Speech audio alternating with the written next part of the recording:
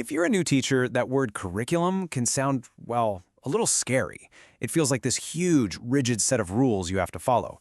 But what if I told you it's not that at all? What if it's actually your best friend, your most trusted tool, a roadmap for an amazing school year? In this explainer, we're going to take that overwhelming idea and turn it into a practical guide that actually empowers you. Let's dive in. So, here's our game plan. We'll kick things off with the one giant question that's on every new teacher's mind. Then, we'll look at the curriculum as your personal roadmap. After that, we get super practical, how to turn that piece of paper into actual classroom action. Then, build your daily plan. And we'll wrap it all up with 10 golden rules you're going to want to stick on your wall. Let's get to it. All right, picture this. You did it. You're a new teacher. You're standing in your very own classroom. The desks are empty, the board is clean, and a whole school year stretching out in front of you. It's exciting, for sure, but let's be real, it's also kind of terrifying. Where do you even begin?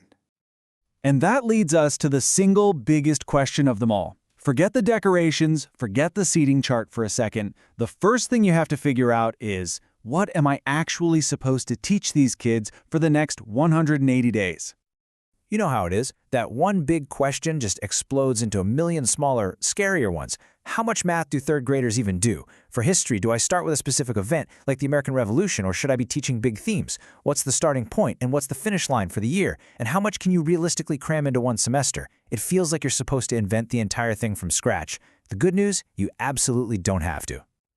And this is exactly where the curriculum comes to the rescue. Seriously, stop thinking of it as a cage. It's your guide. It's a map that was drawn by people who've already walked this path. It's designed to get you and your students exactly where you need to go without getting lost along the way. So let's start way up high, at the 30,000-foot view. This is the national curriculum. Think of it as a broad suggestion, created by experts, about what a student in any given grade should generally know. It's the big, blurry outline of the landscape. Okay, now let's zoom in a little. We're at the state level. The state takes those broad national ideas and makes them more specific, usually adding its own local flavor and priorities. The picture is starting to get a little clearer now, right? It's more relevant to where you actually are.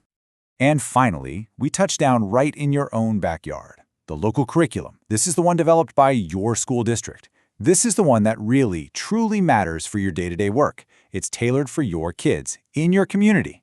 This document, this is your North Star. All right, so you've got your map, that local curriculum document. But, a map just sitting on your desk is pretty useless. The real work, the real magic, begins when you start translating that map into an actual journey for your students. And you've got to see it this way. This isn't just about checking boxes. It's a craft. You are basically an educational alchemist, turning black and white text into a living, breathing lesson. It's the miracle you perform every single day. So let's break down how you do it. It all starts with your objectives. If the curriculum is the map, your objectives are the specific destinations you're plugging into your GPS. They're super clear statements about what you want your students to be able to do when the lesson is over. Not what they'll know, but what they can do. And just look at the huge difference here. A vague plan might be students will discuss mitosis. Okay, but how do you measure discuss? You really can't.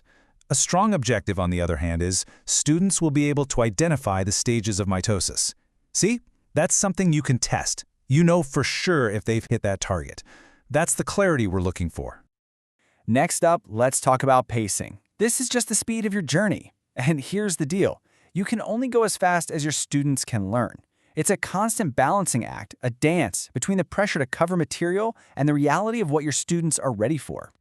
So you've got your destination, the objective, and you set your speed. But how do you know if you're actually on the right road? That's where assessment comes in. And please, don't just think of these as tests for a grade. Think of them as checkpoints on your map. They're quick little stops to make sure everyone's still with you before you keep driving. This is what makes assessments so incredibly useful. They give you real answers to your most important questions. Like, do I need to teach this a different way? Or, okay, awesome, they've got it, we can move on. Or, it looks like this small group over here could use a little extra help. This is the information that lets you be a truly responsive teacher. So let's pull all of these pieces together. You have the curriculum, you're setting clear objectives, you're thinking about your pacing, and you're using assessments to check your progress. All of that thinking, all of that strategy, it culminates in one single essential document, the daily lesson plan.